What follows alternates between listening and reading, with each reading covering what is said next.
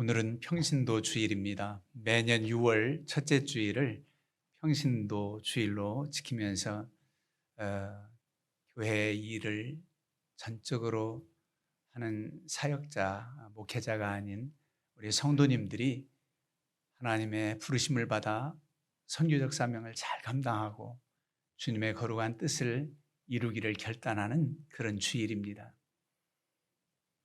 주의 일을 하는데 어찌 보면 전적으로 부름받아서 하나님을 일을 하는 사역자보다 여러분들의 삶의 현장에서 믿음으로 살아가고 또 하나님 앞에 영광 돌리는 삶이 더 어려울 것 같아요. 내가 하나님 앞에서 상급이 차등이 있다고 한다면 하나님, 목회자들보다 성도들에게 더 큰 은혜와 상을 주세요. 난 그럴 것 같아요. 왜냐하면 우리는 주 안에서 매여 있잖아요. 여러분들은 삶 속에서 여러 가지 상황 속에서 신앙생활을 한단 말이에요. 그러면서 믿음으로 살고 이 믿음을 지키기 위해서 애를 쓰는 모습이 얼마나 귀한가. 여러분, 우리 하나님께서 다 기억하신 바 된 줄로 믿습니다. 오늘 데살로니가 교회를 생각할 때마다 사도 바울은 감사함이 넘친다는 거예요. 너희를 항상 기억하고 기도할 때마다 감사함이 넘친다. 여러분, 기도할 때 기억하고 또 감사한 마음으로 기도할 수 있는 성도, 그런 교회는 정말 귀한 교회입니다. 성도를 위해서 기도할 때 걱정스럽고 안타깝고 좀 더 믿음으로 좀 서지, 좀 더 믿음으로 좀 행하지, 이런 아쉬움이 있는 그런 성도가 있는 반면 정말 하나님 그렇게 여러 가지 어려움과 환난과 고난과 역경 가운데서도 믿음을 지키며 하나님 뜻을 따라 살고자 하는 그 애쓰는 성도를 생각하면 감사한 마음이 넘친단 말이에요. 바라기는 우리 교회 모든 성도님들 다 누가 서로를 기도해도 감사한 마음이 넘치고 또 하나님께 영광 돌리는 그런 믿음의 삶만 사시기를 주님의 이름으로 축원합니다. 데살로니가 교회가 그런 교회였어요. 사도 바울 서신을 보면 참 걱정스럽고 안타까워서 편지를 낸 교회도 있습니다. 갈라디아 교회 같은 교회가 그렇지요. 거짓 교사들에게 미혹돼 가지고 말이죠. 너무 넘어져요. 옛날 구습을 버리지도 못해요. 사도 바울의 사도성도 의심해요. 얼마나 안타깝겠습니까? 바울 사도의 사도성을 인정하지 않으면 은혜가 되지 않습니다. 안타깝게 그렇게 편지를 내는 게 바로 갈라디아서입니다. 고린도 교회도 마찬가지예요. 성령의 은사도 받았습니다. 놀라운 은혜와 역사가 있었어요. 그런데 그들은 서로 당을 만들어요. 나는 게바파다, 베드로파다. 나는 아볼로파다. 나는 사도 바울파다. 나는 그리스도파다. 이런 네 파가 있어요. 무슨 파가 있습니까? 모두 다 그리스도 중심으로 살고 바울에게 복음을 전해 듣고 아볼로를 통해서 가르침 받았건 다 하나님의 영광을 위해서 하나 되어야 되는데 파라는 겁니다. 데살로니가 교인들은 참 칭찬을 받았어요. 왜 그들을 향해서 감사하며 기도할 수 있는가? 기도할 때마다 내가 감사함이 넘치는가? 믿음의 역사가 있다는 거예요. 사랑의 수고가 있는 교회라는 겁니다. 소망 중에 인내하는 교회라는 겁니다. 믿음, 사랑, 소망. 사도 바울이 늘 강조했지요. 고린도전서 13장에도 믿음, 소망, 사랑은 항상 있어야 될 것이다. 믿음의 역사가 있다는 거예요. 이 역사는 뭐냐면 히스토리가 아니에요. 믿음의 내력이 아니라 믿음의 역사는 일이라는 겁니다. 믿음의 행위, 믿음의 삶을 말하는 거예요. 하나님 아버지 역사하여 주시옵소서 이렇게 기도하지요. 하나님이 일해달라는 겁니다. 사단 마귀 권세 역사하지 못하게 하옵소서. 사탄 마귀가 활동하지 못하게 해달라는 겁니다. 역사가 행위, 활동, 삶. 그러니까 데살로니가 교인들은 믿음의 삶이 있다는 거예요. 믿음이 보여진다는 거예요. 그냥 구호로만 외치는 믿음, 고백만이 아니라 보여지는 믿음이라는 겁니다. 믿음의 역사가 있다는 거예요. 사랑도 마찬가지예요. 사랑의 수고가 있다는 겁니다. 구호만 외치고 사랑한다고 말로만 하는 것이 아니라 수고가 따르는 사랑, 수고가 따르는 섬김의 사랑, 그리고 헌신의 사랑이 있다는 겁니다. 보여지는 사랑이에요, 그야말로. 이런 수고가 있는 교회라 그랬습니다. 그리고 소망 중에 인내한다는 거예요. 인내 오래 참는 거, 견디는 거는 사랑장에 말하는 사랑은 오래 참고 하는 인내하고 다릅니다. 그건 상대를 향해서 무한히 용서하는 마음으로 기다려주고 오래 참는 것이고, 그야말로 이 데살로니가 교회의 인내를 말하는 것은 환난과 핍박과 그 어려움 가운데도 소망이 있기 때문에 참아내는 거예요. 견뎌내는 인내입니다. 소망이 있기 때문에 견딘다는 거예요. 얼마나 많은 핍박이 있었습니까? 그래 다 견뎌내는 믿음이, 또 사랑이, 소망이 있다 그랬습니다. 그래서 이 아름다운 소문이 모든 믿는 자에게 본이 되는데, 저 위쪽으로는 마게도니아지요, 빌립보 교회지요, 아래쪽으로는 고린도 교회 지역까지도 소문이 났다는 거예요. 여러분, 사도 바울이 유럽 전도할 때 먼저 그리스의 마케도니아 성에 당도하잖아요. 빌립보 성에서 한 사람이 환상 중에 보여서 우리를 빨리 도우라 해서 그는 전도 계획을 바꾸고 유럽으로 가서 마케도니아 빌립보 성 자주장사 루디아의 집에서부터 교회가 세워지지 않습니까? 이게 유럽의 첫 번째 교회예요, 빌립보 교회가. 그리고 거기에서 내려와서 이제 데살로니가 교회를 세우게 됩니다. 데살로니가 교회 세우는 이 선교여행은 제2차 전도 여행 때입니다. 그러면 데살로니가 교회에 복음을 전했을 때가, 그 배경이 어디에 나오냐면 사도행전 17장에 나옵니다. 그 17장에 나오는데 얼마만큼 머물러서 어떻게 전도했느냐? 여러분, 3주입니다. 새 안식일에 복음을, 말씀을 전했다는 거예요. 3번 전했다는 거예요. 그리고 나서 거기에 핍박이 있어가지고 이제 베레아로 갔다가 베레아에서 고린도로 내려가는 겁니다. 이 고린도 아가야 지방에서 편지를 데살로니가로 내는 거예요. 3주 동안 복음을 전했는데, 3주 기간이 아니야, 3번 전했는데 새 안식일에 이렇게 믿음으로 받아들이고 이렇게 주님을 영접해서 환난과 핍박도 이겨내는 성도들의 소문을 듣고 너무너무 바울은 감격한 거예요. 우리는 얼마나 말씀을 많이 들었어요. 1년도 생각하면 52주일입니다. 우리 교회가 30년 역사인데 1년에 52주 따지면 30여 년이면 1500번 주일 날만 설교. 얼마나 많은 말씀의 홍수 속에 살아갑니까? 그런데도 믿음에 확신이 없고 구원에 감격이 없다는 것은 안타까운 일이지요. 그런데 이 데살로니가 교회는 확신이 있는 믿음이 있었어요. 주님 사랑하는 그 십자가 사랑을 알고 주님을 위해서 진정 사랑합니다. 그리고 그 환난과 핍박도 다 견뎌내는 이런 사람들이 난 겁니다. 그래서 이 소문이 마게도니아 위쪽 빌립보 제일 먼저 전해졌던 그곳과 지금 선교하고 있는 아덴, 고린도 지역에 있는 자기 지역까지도 벌써 소문이 났다는 겁니다.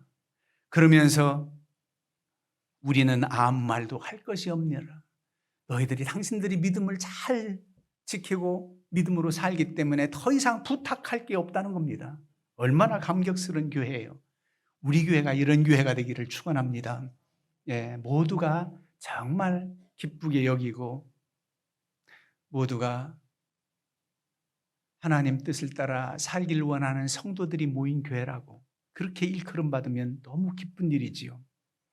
그러면은 믿음의 역사가 있는데 구호만 믿음으로 외치는 게 아니라 분명 믿음의 행위가 따랐다고 그랬지요. 그들은 9절, 우리가 오늘 전체를 읽지 않고 2절에서 4절까지만 봉독했는데 9절에 보면 너희가 어떻게 우상을 버리고 하나님께로 돌아와서 그랬습니다. 우상을 버렸다는 겁니다.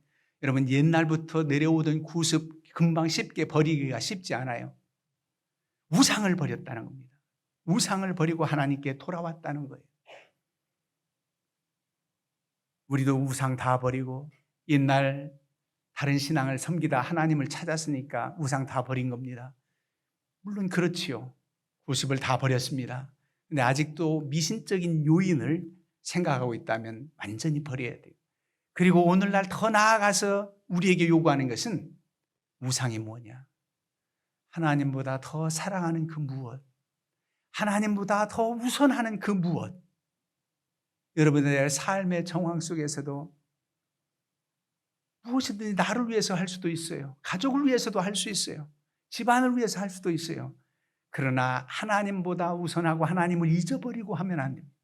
하나님 생각하고 하나님 먼저 기억하면서 행하는 일들이 하나님의 기쁨이 되고 영광이 되는 겁니다. 사도 바울은 심지어 자신이 먹든지 마시든지 무엇을 하든지 하나님의 영광을 위해서 한다는, 그래서 우리에게 권고하는 거예요. 본인이 그렇게 살으니까 먹든지 마시든지 무엇을 하든지 하나님의 영광을 위해서 하라, 이렇게 권고하는 겁니다. 그런 놀라운 그 믿음의 역사 결단해야 되지요. 우상은 대부분들 깎아서 공교하게 만듭니다. 얼마나 잘 만드는지 몰라요. 어떤 조각작품의 원조가 우상 만드는 데서부터 시작됐다고 생각을 해봤어요. 사람의 형상, 개구리 형상, 무슨 짐승의 형상 다 만들어서 깎아놓고, 오늘날 우리가 신앙생활하면서 우상은 내가 딱 세워놓은 그 주장, 하나님을 내 마음대로 조정하고자 하는 나도 모르게 자기가 다 길을 정해놓고 자기가 기도에 응답 받은 것처럼 행해놓고 그저 하나님 확인 사인만 해주길 바라는, 묻지도 않은, 뜻을 묻고 하는 절차가 아니라 마음은 다 이쪽으로 가 있어요.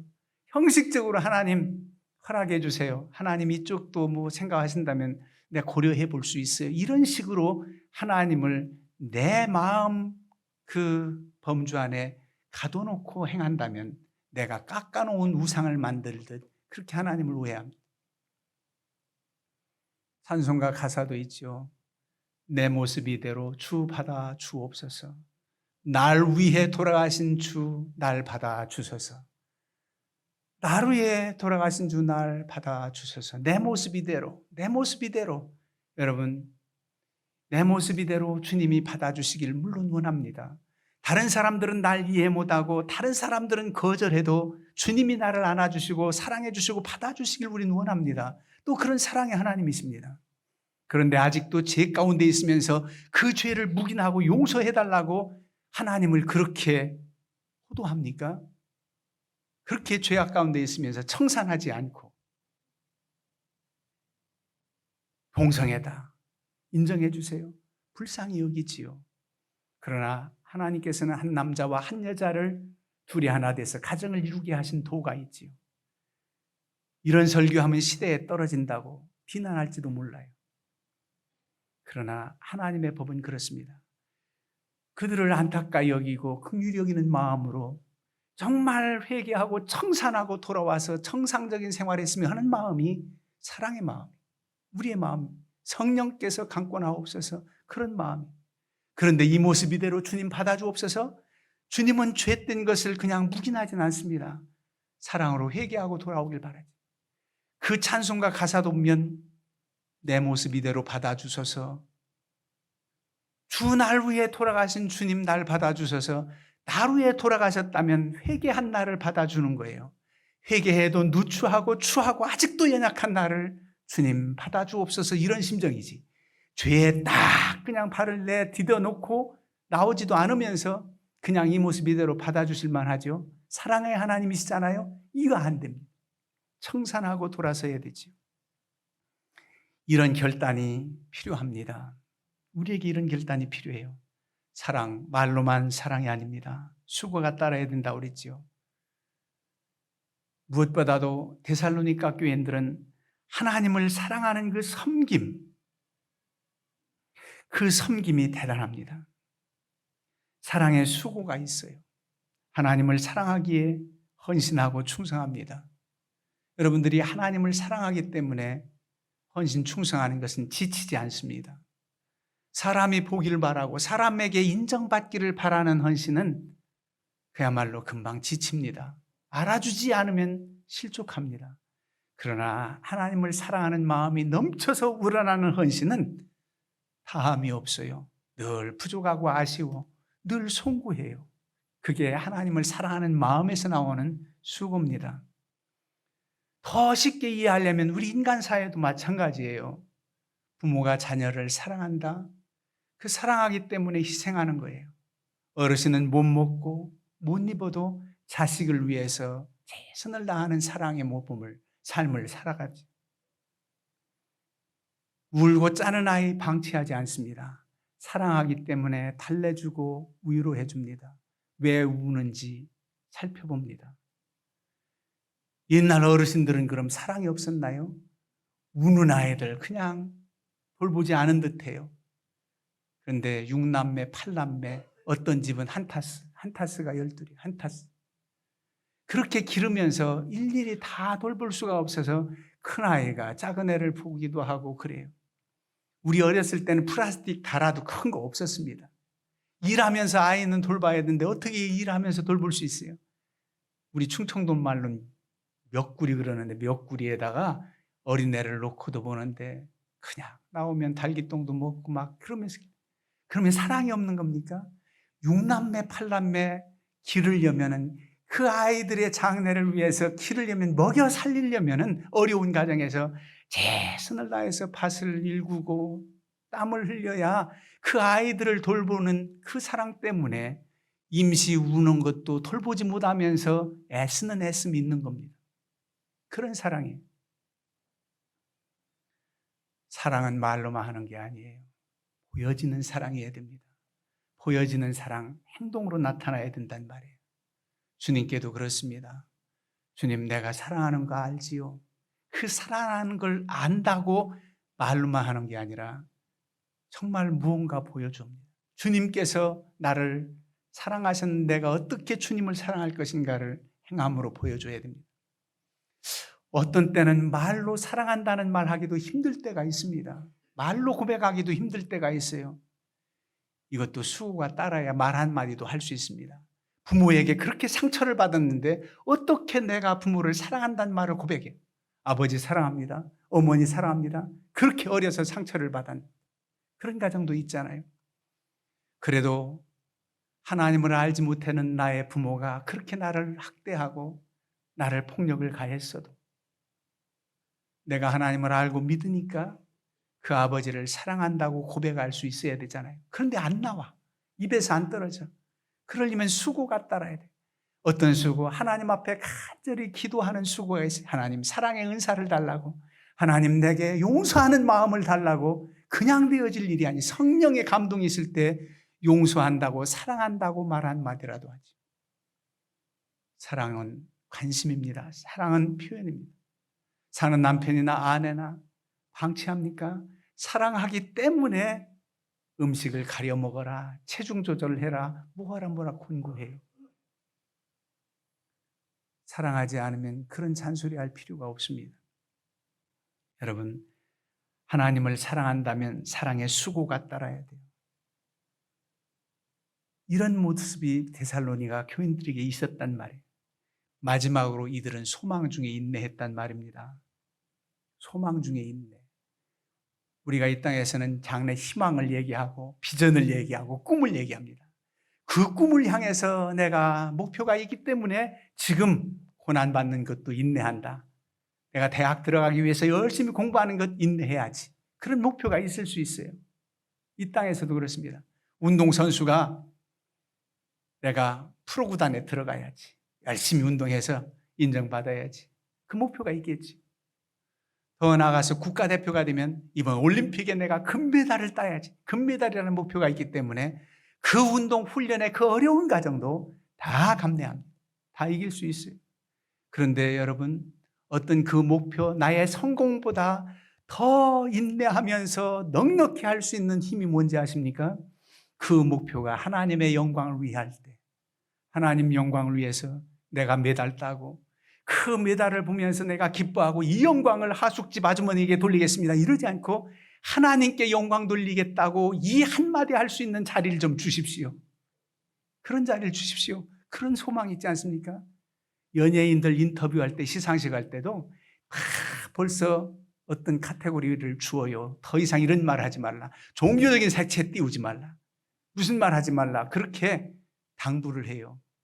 그래도 하나님 은혜에 감격한 상을 받는 연예인, 이 모든 영광을 하나님께 돌립니다. 그 불이익 당할 수도 있어요.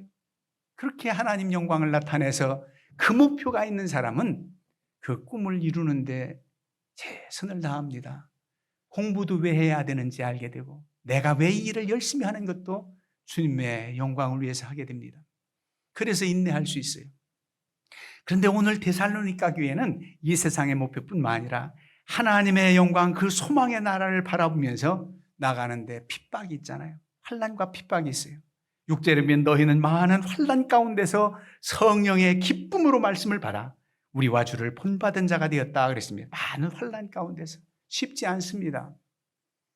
데살로니가 교회에 전도할 때도 방해자들이 있어요.